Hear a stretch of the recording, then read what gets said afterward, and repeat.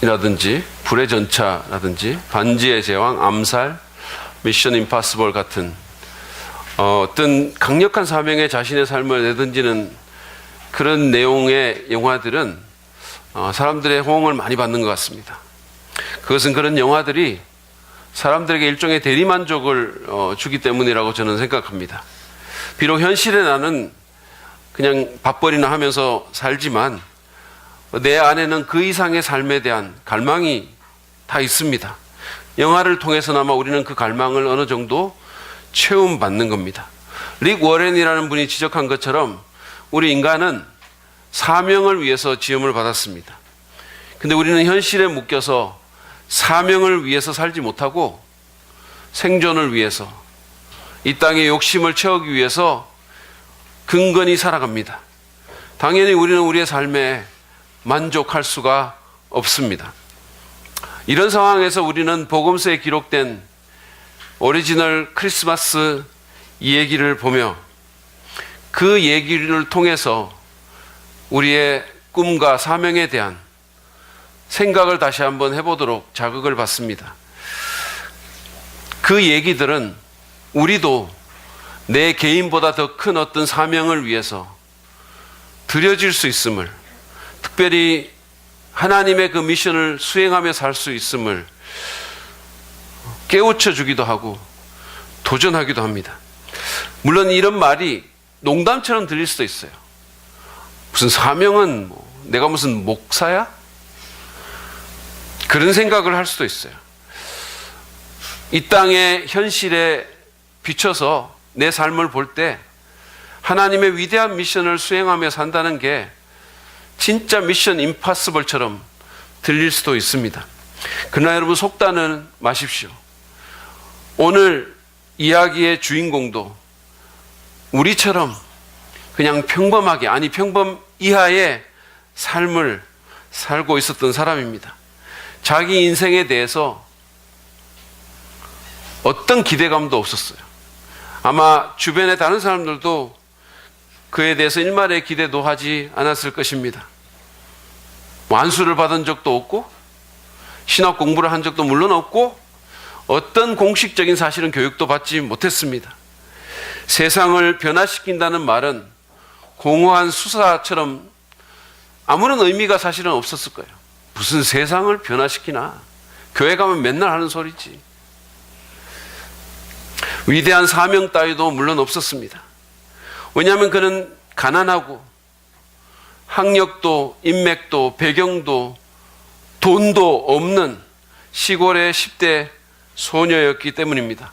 누군지 짐작이 가시나요? 그녀는 바로 마리아입니다. 예수 그리스도의 어머니로서 인류의 구세주가 이 땅에 오는데 가장 핵심적인 역할을 수행했던 사람입니다. 지금은 성탄절 이야기에서 단연 주역이지만 그러나 원래 그녀는 조형 같은, 아니 엑스트라 같은 그런 삶을 살았습니다.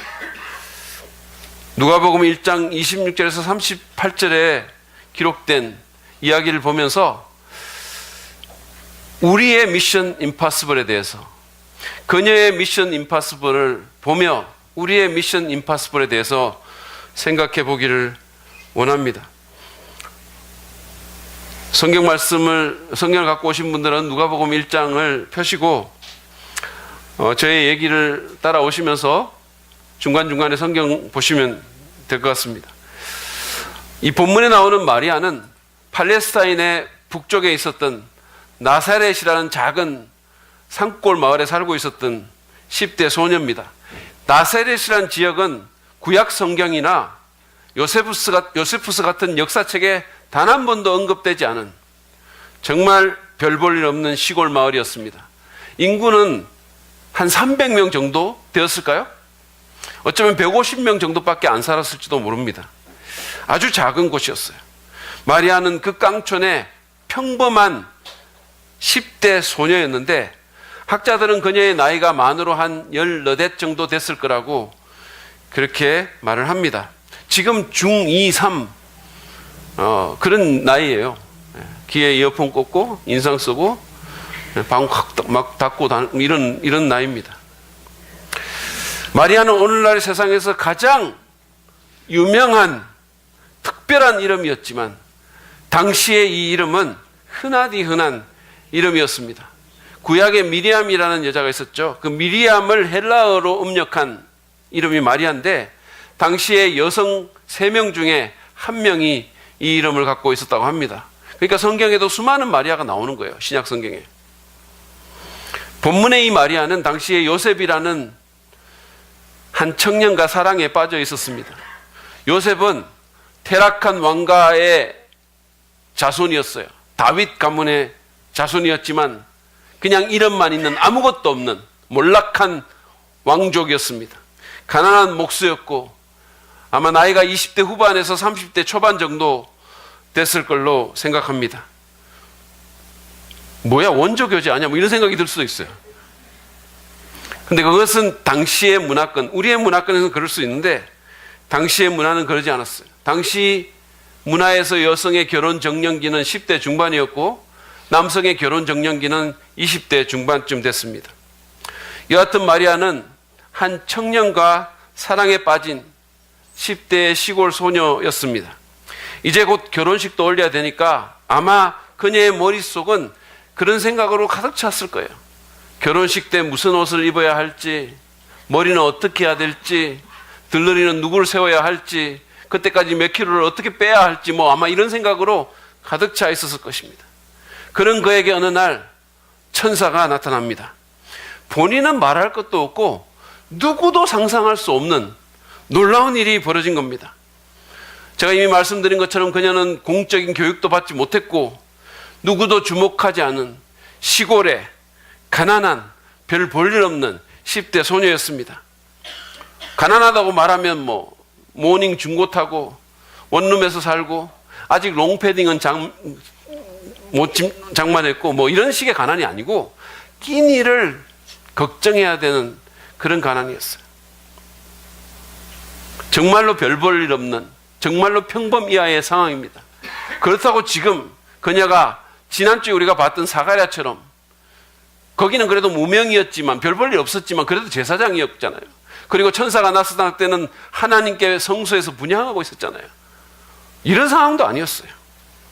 이 10대의 마음은 지금 사랑하는 약혼자 그리고 그와의 결혼에 대한 생각으로 가득 차 있었습니다.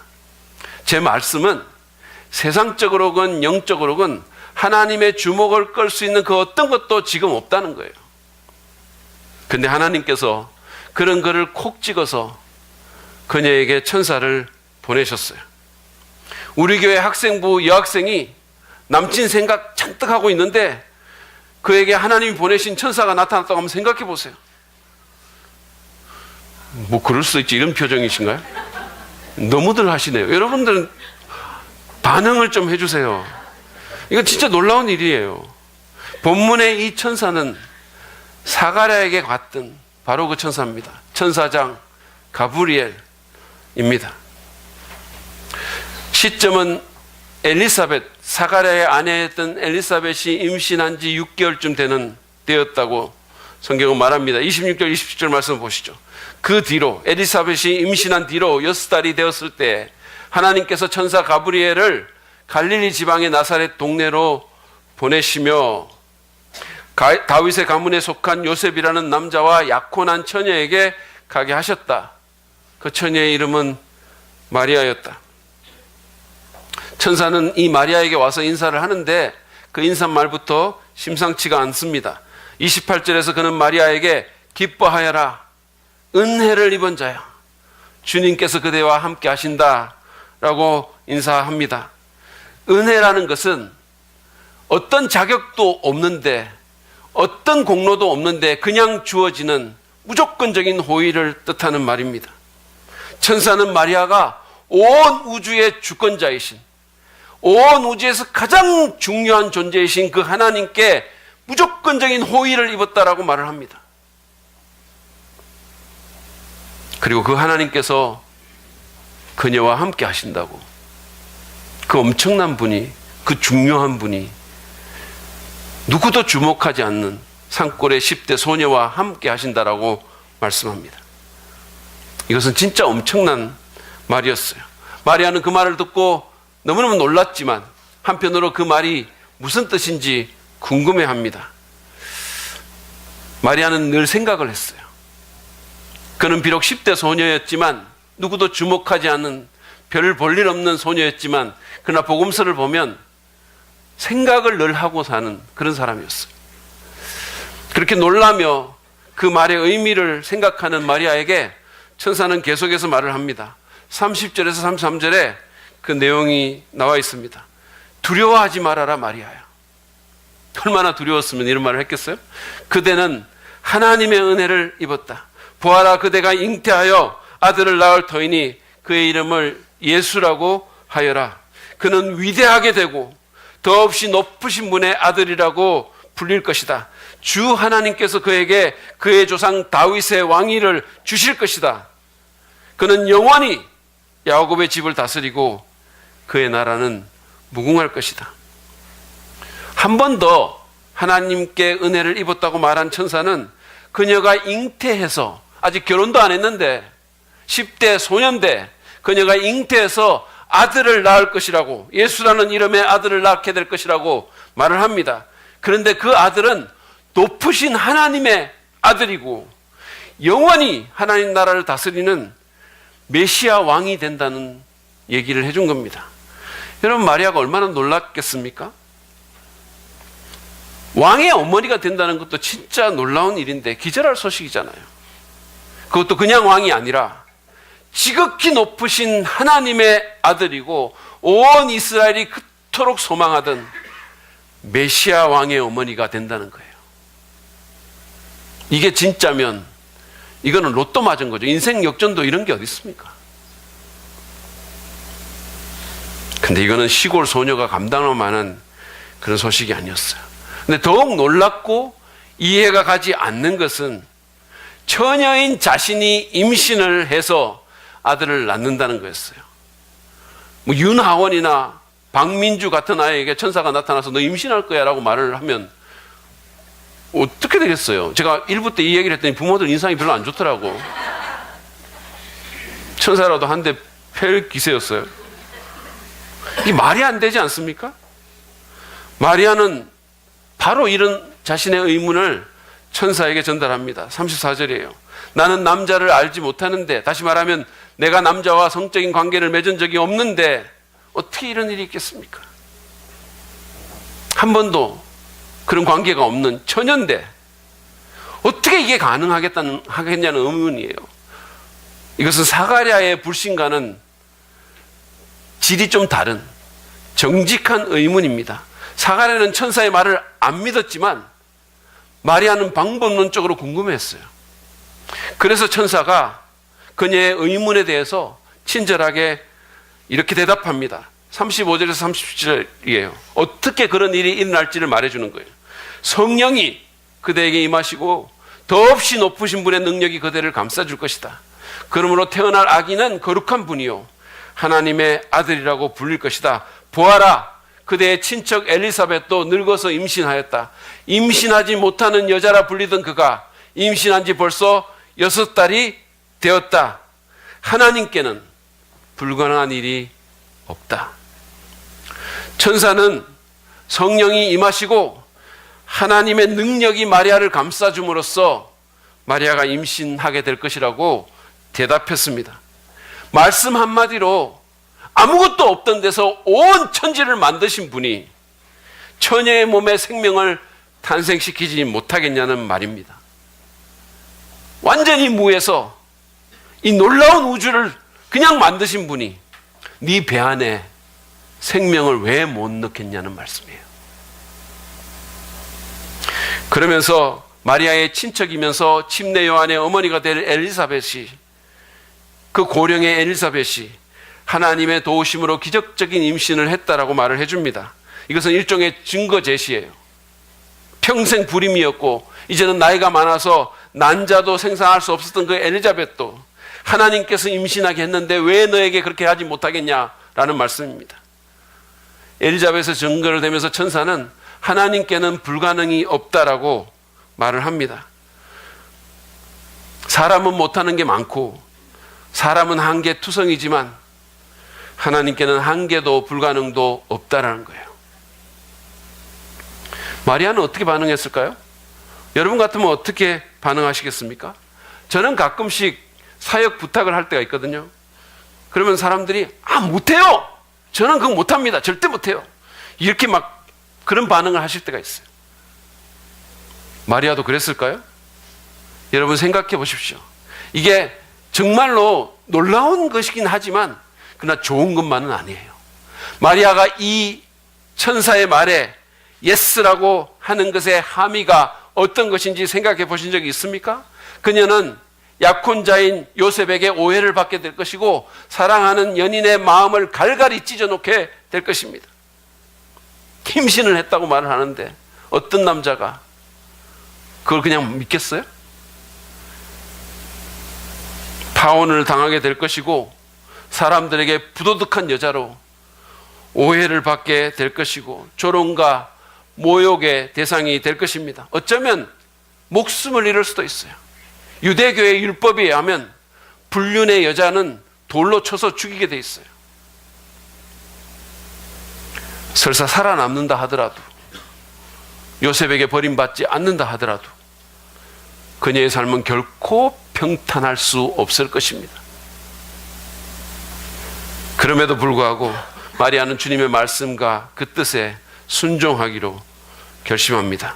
희생을 감내하고 대가를 지불하고 기꺼이 하나님의 사명을 섬기려 한 것입니다. 38절을 보시죠.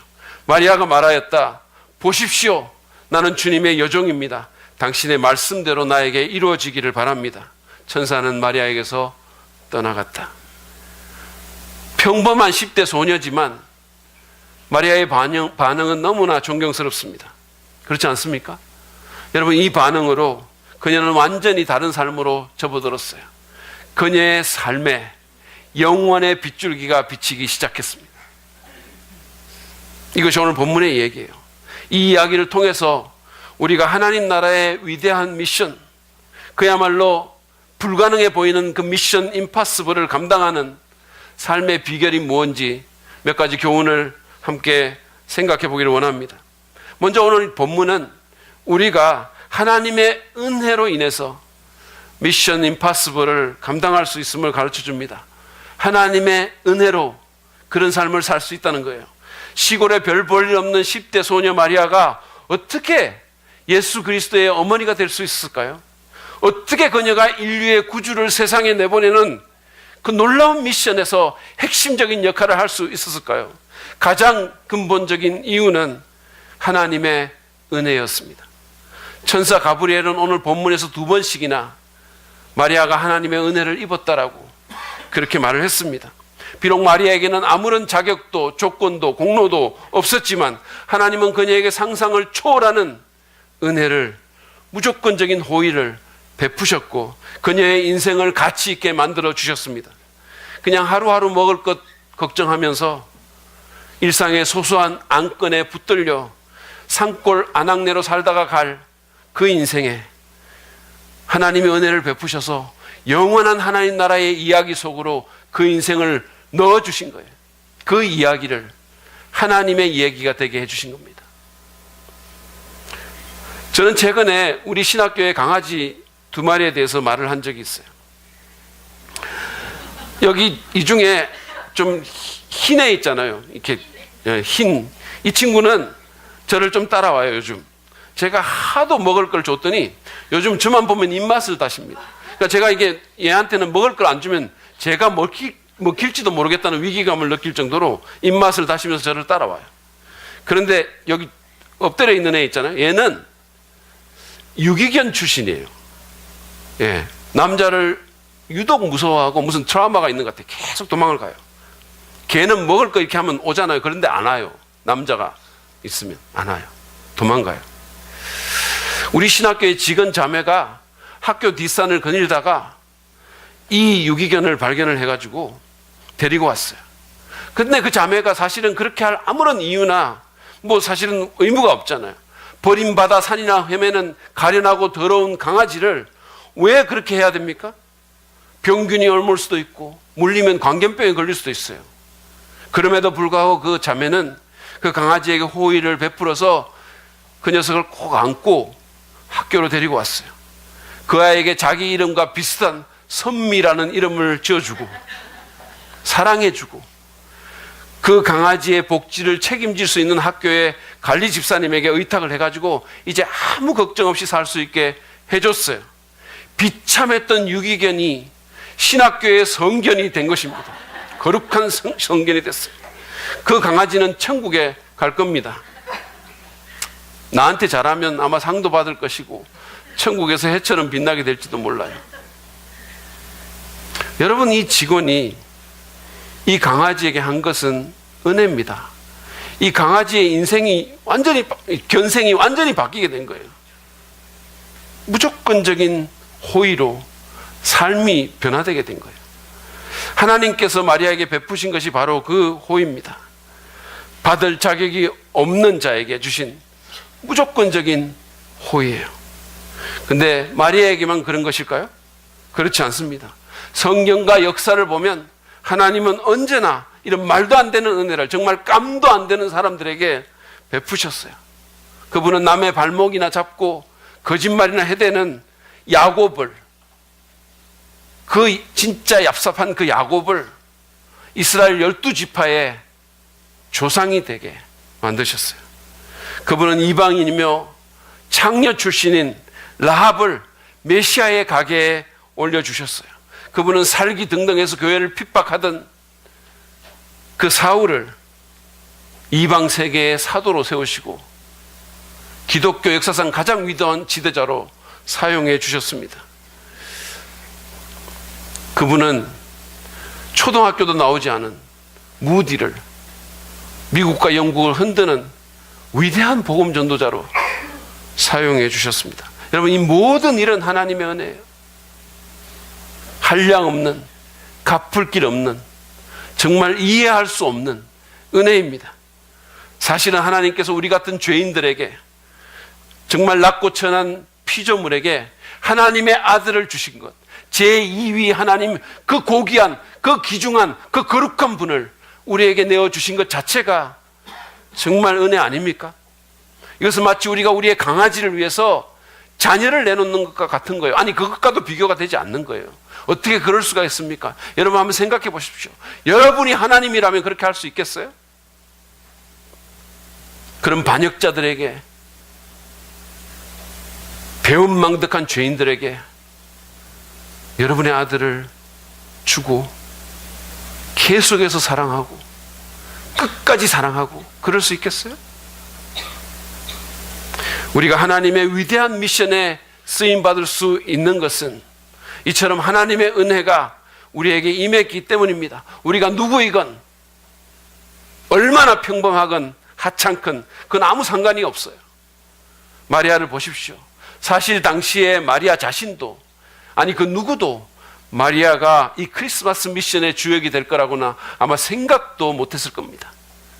근데도 마리아가 그럴 수 있었던 것은 하나님의 은혜 때문이에요. 그것은 우리에게도 마찬가지입니다. 제 말씀은 그런 은혜가 우리에게도 임했다는 거예요.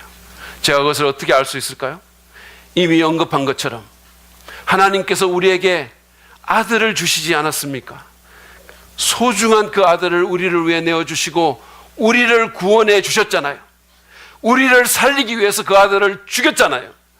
여러분, 그게 은혜가 아니면 뭐가 은혜입니까? 로마서 8장 32절에서 말씀한 것처럼 자기 아들을 아끼지 아니하시고 우리 모두를 위하여 내주신 분이 어찌 그 아들과 함께 모든 것을 선물로 거저주지 않으시겠습니까?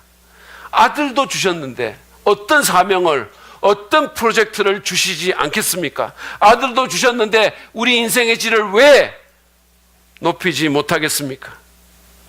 아들을 주셨는데 왜 우리를 놀라운 사명으로 이끌지 못하겠습니까? 그러므로 여러분, 우리의 자격 없음의 질에 좌절하지 마십시오. 여러분의 어떠함에 집중하기보다 하나님의 은혜의 시선을 두시기를 바랍니다. 그 은혜를 믿고 받아들이십시오. 아까 우리 박종원 집사님이 찬송한 것처럼 우리는 은혜로만 설 수 있어요. 은혜로만 살고 사역할 수 있기 때문입니다. 우리는 은혜가 아니면 가치 있는 삶을 살 수도 없고 하나님의 미션을 감당할 수도 없어요. 하나님의 은혜가 아니면 그럴 수 없어요. 그러므로 늘 은혜로 충만하고 그 은혜를 사모하고 그 은혜를 누리는 우리가 되기를 바랍니다. 은혜 안에서 주님 주시는 사명을 감당하는 저와 여러분 되기를 바랍니다. 오늘 본문은 또한 우리가 하나님의 은혜뿐만 아니라 하나님의 능력으로 인해서 미션 임파서블을 감당할 수 있음을 가르쳐 줍니다.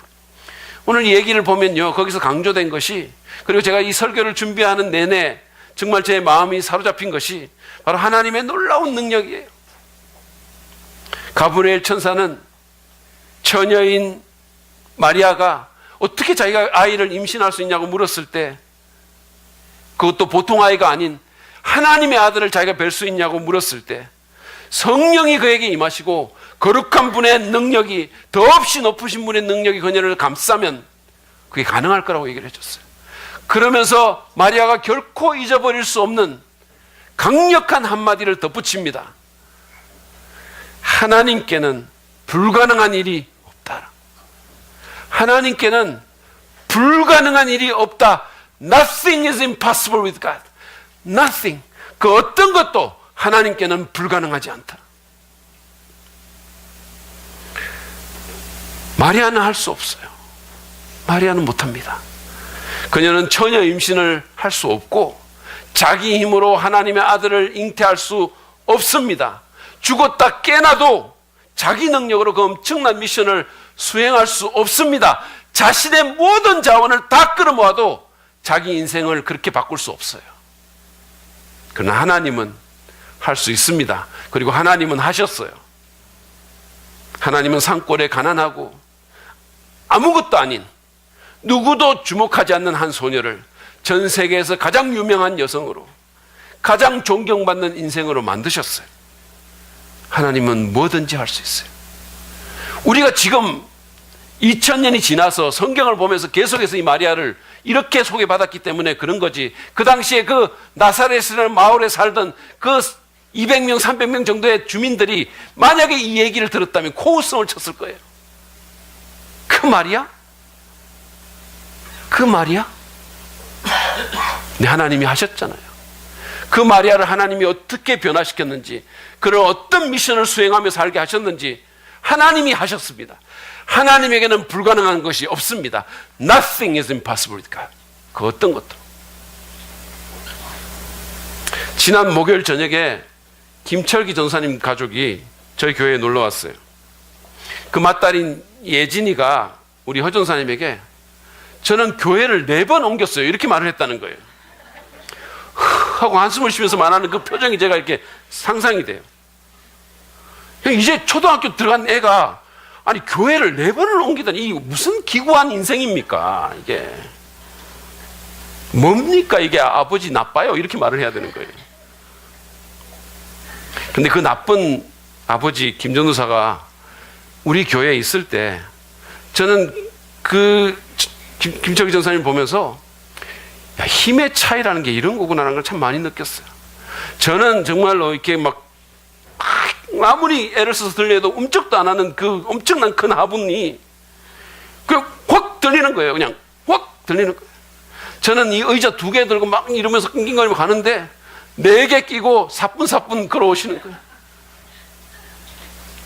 무엇보다도 이 김장할 때 그 벌건 양념으로 그 가득 차 있는 그 큰 다라이에 2 손 확 집어넣고 그냥 허리 반쯤 내놓고 그냥 막 엄청난 거예요. 그 힘을 보면서 제가 좀 경외감 서린 표정으로 그를 보고, 때로는 질투가 있는 그런 표정으로 보면서 야, 진짜 이게 힘이 정말 차이가 나는구나. 나도 저런 힘이 좀 있었으면 좋겠다. 그런 생각을 한 적이 있어요.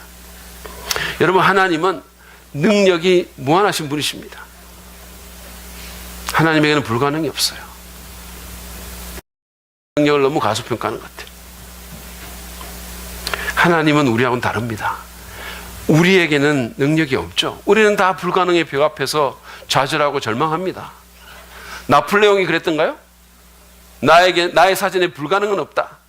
나폴레옹은 진짜 나쁜 사전을 갖고 있었어요. 우리 사랑 믿는 글방에서 사전 하나 만들어가지고 보내줘야 될 것 같아요. 그러나 여러분, 하나님의 사전에는 진짜 불가능이 없어요. 그분은 능하신 분입니다. 우리가 아무리 약하고 부족해도 그분의 손에 붙들리면 우리 인생은 달라질 수 있습니다. 중요한 건 그분의 능력이지 내 능력이 아니에요. 내가 뭐를 갖고 있느냐가 중요한 게 아닙니다. 저는 우리가 정말 이 하나님과 우리와의 차이를 좀 알았으면 좋겠어요. 우리 인생이 어떻게 보면 그것을 계속해서 알아가는 과정 가운데 있는데 좀 많이 정말로 절실하게 깨달았으면 좋겠어요. 여러분, 기도원 같은 겁쟁이도 하나님이 쓰시면 마이티 워리어, 정말 용감한 용사가 될 수 있어요. 하나님은 겨우 300명으로 13만 대군을 물리치신 분이십니다. 그러므로 우리는 우리 힘을 좀 빼고 한 줌도 안 되는 내 힘과 자원을 의지하지 말고 그것을 어떻게 해보려고 아둥바둥 하지 말아야 할 것입니다. 오히려 하나님의 능력을 덧입어야 합니다. 하나님의 능력을 덧입어야 돼요. 주님의 성령의 능력이 내게 임해서 나를 움직일 때 그때 내가 정말 할 수 없는 일을 내가 할 수 있고 갈 수 없는 곳에 갈 수 있고 살 수 없는 삶을 살 수가 있는 거예요. 예수 믿는다는 것은 내 힘으로 뭐 한다는 거 아닙니다. 내 의지로 이를 악물고 내 인생 바꿔보려고 애쓰는 거 아니에요. 그건 다른 종교죠. 예수 믿는다는 건 주님의 능력을 내가 덧입는다는 거예요. 성령이 나를 움직이시고 그분의 힘으로 내가 산다는 겁니다. 그래서 우리가 기도해야 되는 거예요. 그래서 우리가 무릎을 꿇어야 되는 겁니다. 저는 우리가 기도하지 않고 어떻게 이 힘든 인생을, 정말 이 엄청난 것들이 많은 이 인생을 살 수 있을지 정말 모르겠어요. 기도합시다. 성령 충만을 추구하고 하나님의 능력으로 덧입혀지는 우리가 되기를 바랍니다. 그러면 우리도 마리아가 그랬던 것처럼 미션 임파서블의 삶을 살아갈 수 있을 겁니다. 마지막으로 우리는 자신을 드림으로 이 미션 임파서블을 감당할 수 있어요. 시골에 별 볼일 없는 소녀 마리아가 오늘 우리가 아는 그 마리아가 될 수 있었던 것은, 그리고 지금 우리가 누리는 크리스마스가 이루어질 수 있었던 것은 38절에 나온 그녀의 고백 때문입니다. 보십시오. 나는 주님의 여종입니다. 당신의 말씀대로 나에게 이루어지기를 바랍니다. 여러분 생각해 보십시오. 마리아의 이 고백이 없었다면 인간적으로 말해서 크리스마스도 없었어요. 그리고 지금의 마리아도 물론 없었습니다. 그녀는 그냥 시골 안악으로 하루하루 살다가 갔을 겁니다. 아무도 이런 사람이 있었는 줄 몰랐을 것입니다. 그러나 그녀는 비록 능력도 배경도 학식도 돈도 아무것도 없었지만, 그리고 하나님의 부르심에 포함된 그 엄청난 대가도 짐작했지만 하나님을 신뢰하고 그 부르심에 자신을 드린 겁니다. 자신의 운명을 하나님께 맡기고 기꺼이 자신을 하나님의 뜻에 드린 겁니다. 여러분, 우리의 문제는 내가 신학 교육을 안 받았거나 무슨 성경 지식이 많지 않거나 내게 어떤 약점이 있거나 내 상황이 어렵거나 내 주변에 잘못된 사람들이 있거나 내 능력이나 자원이 부족해서가 아닙니다. 거기에 근본적인 문제가 있는 게 아니에요. 사실 우리가 아무리 약하고 아무리 못 가지고 아무리 무식하고 아무리 상황이 어렵다 하더라도 마리아보다는 되게 다 나을 거예요. 우리의 문제는 그런 것에 있는 것이 아니라 헌신의 결여에 있습니다.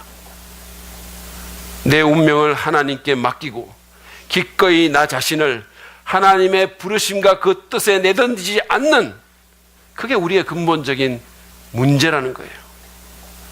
제가 미국에서 유학생활 할 때 같은 물리과 대학원 학생 하나에게 전도를 한 적이 있어요. 그 친구는 저희 집에서 하던 성경 공부에도 참석을 하곤 했는데 한 번은 저한테 이런 질문을 하는 거예요. 이재기 씨, 예수님 믿으면 지금 내 계획과 내 목표를 포기해야 됩니까? 그래서 제가 그러지 않을 수도 물론 있을지 모르지만 아마 그럴 거라고, 포기해야 될 거라고. 근데 더 좋은 게 생기기 때문에 그렇게까지 어렵지는 않을 거라고 제가 그렇게 얘기를 했어요. 근데 그 사람은 그것을 포기할 생각이 없었고, 그래서 지금까지도 예수님 안 믿고 있습니다. 지금까지도 자기 힘으로 살고 있어요. 우리도 그러지 않습니까? 우리도 내 계획과 하나님이 원하시는 삶 그 사이에서 주판을 튕기고 당장 눈앞에 손에 안 보려고 하고 현실의 안전지대 안에 머물러서 몸을 사리고 있지 않습니까? 그게 우리의 문제인 거예요. 사실 마리아의 경우에서 보듯이 하나님은 누구나 쓰십니다. 그러나 그분은 아무나 쓰시진 않아요. 누구나 쓰시지만 아무나 쓰시지는 않습니다. 그분은 하나님에 대한 우직한 신뢰 가운데 자신의 운명을 하나님께 맡기고 자신을 드린 사람을 사용하십니다. 그 사람이 누구든지 간에. 제 아내는 요즘 대사랑 믿는 교회의 왕사모로, 북카페 사랑 ING의 마담으로, 사랑 믿는 글방의 대표로 진짜 잘 나가는 삶을 살고 있어요. 많은 성도님들이 저보다 제 아내를 더 좋아하는 것 같아요. 제가 그걸 좀 느낍니다. 1:1 양육도 잘해요. 네. 담임 목회를 했으면 저보다 더 잘했을 것 같다는 생각이 제가 들어요. 근데 원래부터 그러진 않았어요. 그냥 평범한 대학생이었고 누구처럼 무슨 사모의 소명 이런 걸 받은 적도 없고 그렇게 뭐 거룩한 생각하며 살지도 않았고 그냥 뭐 하루하루 마른 반찬 먹으면서 그냥 그렇게 살았어요. 예.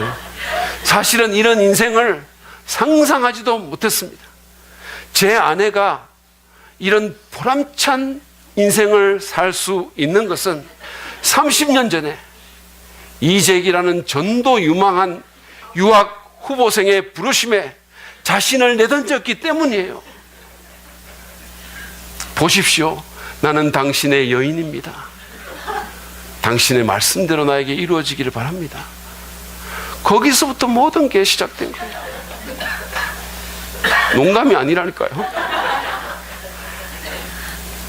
여러분, 그냥 사는 게 아니라 하나님의 미션에 참여하는 삶을 살기를 원치 않으십니까? 여러분을 향한 하나님의 부르심과 그 뜻에 여러분 자신을 드리시기 바랍니다.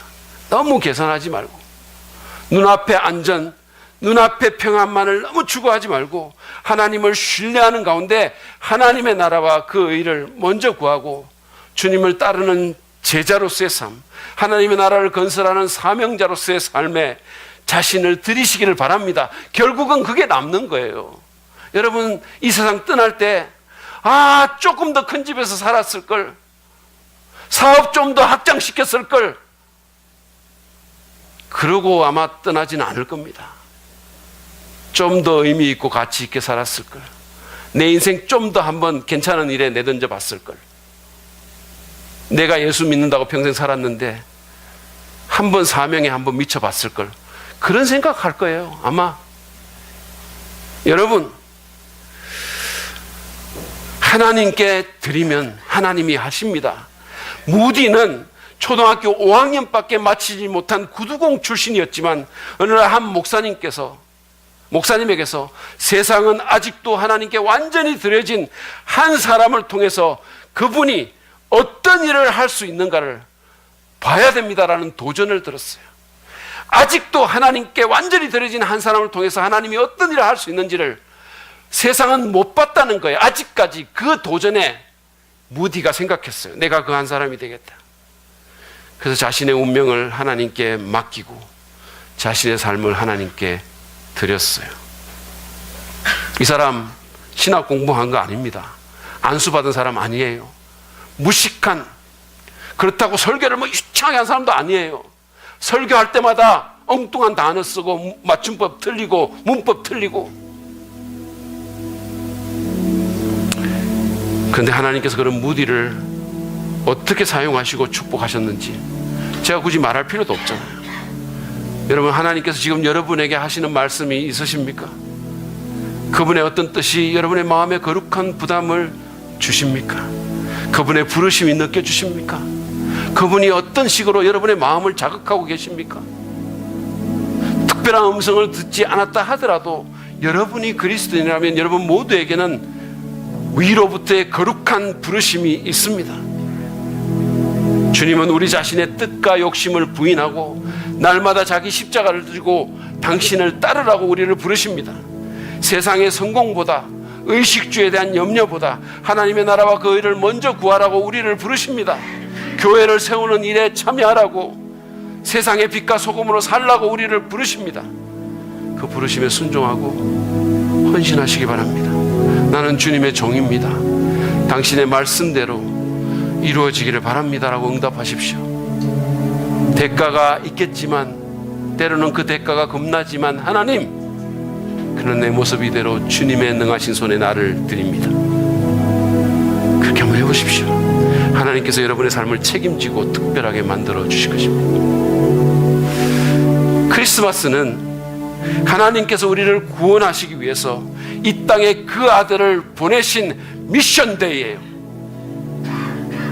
근데 그런 과정에서 그분은 어떤 사람들을 불러 그 위대한 사명에, 그 미션에 참여하게 하셨고, 그로 인해서 그 삶을 특별하게 만들어 주셨습니다. 마리아는 바로 그러한 하나님의 역사를 경험한 대표적인 예입니다. 그녀는 하나님의 은혜와 능력, 그리고 그녀 자신의 헌신으로 인해서 그전에는 상상할 수 없었던 미션 임파서블로 보였던 그 일을 감당했습니다. 그럼으로써 그녀의 삶은 하나님 나라의 영원한 이야기 안으로 편입되어 나간 겁니다. 그 삶에 영원의 빛깔이 채색된 것입니다. 우리도 마찬가지입니다. 우리가 누구이건 어떤 상황에 있건 우리도 우리의 운명을 하나님께 맡기고 나를 하나님께 그분의 뜻과 부르심에 드린다면 하나님께서 당신의 은혜와 능력 가운데서 우리를 그 미션 가운데 걸어가게 만들어 주실 것입니다. 불가능해 보이는 사명을 이루게 하시고 의미와 가치로 가득 찬 삶을 살 수 있게 만들어 주실 것입니다. 그러므로 그 하나님을 신뢰하고 그 은혜와 능력을 바라보고 여러분을 하나님께 드리십시오. 그것만으로 충분합니다. 여러분 자신을 있는 모습 그대로, 하나님 제가 여기 있습니다, 저를 받아주십시오. 저를 당신의 손에 붙드시고 사용해 주옵소서. 그것으로 충분합니다. 그것만으로 충분합니다. 하나님께서 그런 당신을 통해서 어떤 일을 할 수 있는지, 여러분의 삶을 어떻게 만들 수 있는지를 온 세상에 보여주시기를 축복하고 축복합니다.